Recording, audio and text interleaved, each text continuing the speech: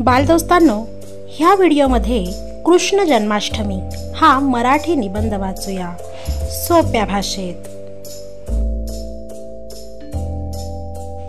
सर्वप्रथम पीकेज लर्निंग मध्ये तुमचे सहर्ष स्वागत आहे आणि अशाच नवनवीन व्हिडिओसाठी चॅनलला नक्की सबस्क्राइब करा।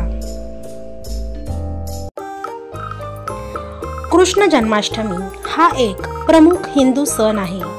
श्री कृष्ण एक लोकप्रिय आणि अत्यंत पूज्य हिंदू देवता आहेत।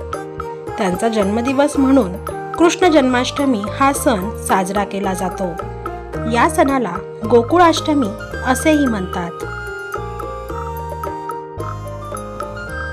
श्री कृष्ण हे भगवान विष्णूचे 8वा अवतार आहेत।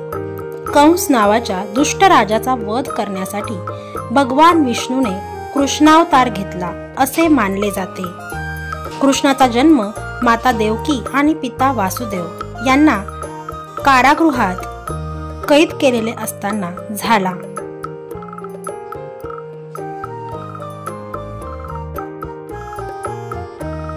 कृष्ण जन्माष्टमी विशेषतः कृष्ण पक्षाच्या 8व्या दिवशी श्रावण महिन्यात साजरी केली जाते। या दिवशी कृष्णाची मंदिरे रंगीबेरंगी फुलांनी विविध प्रकारच्या दिव्यांनी सजवली जातात।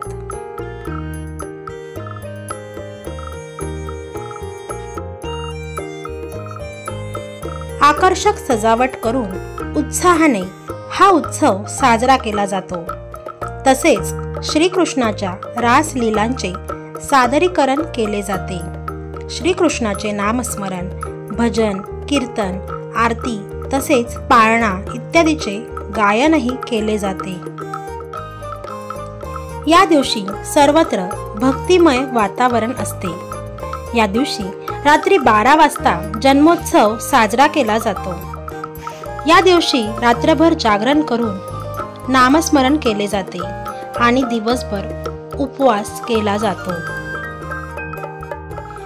श्रीकृष्ण जन्माष्टमीच्या दुसऱ्या दिवशी दहीहंडीचा कार्यक्रम साजरा केला जातो। गोविंदा आला रे आला असे विविधरित्या श्रीकृष्णाची नावे घेऊन दहीहंडी फोडली जाते।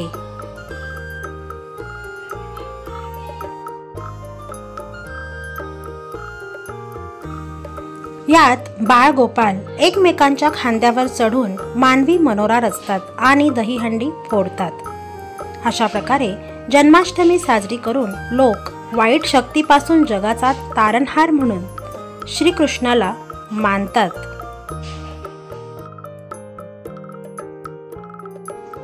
हा सण आनंदाचे, एकतेचे आणि प्रेमाचे प्रतीक म्हणून साजरा केला जातो।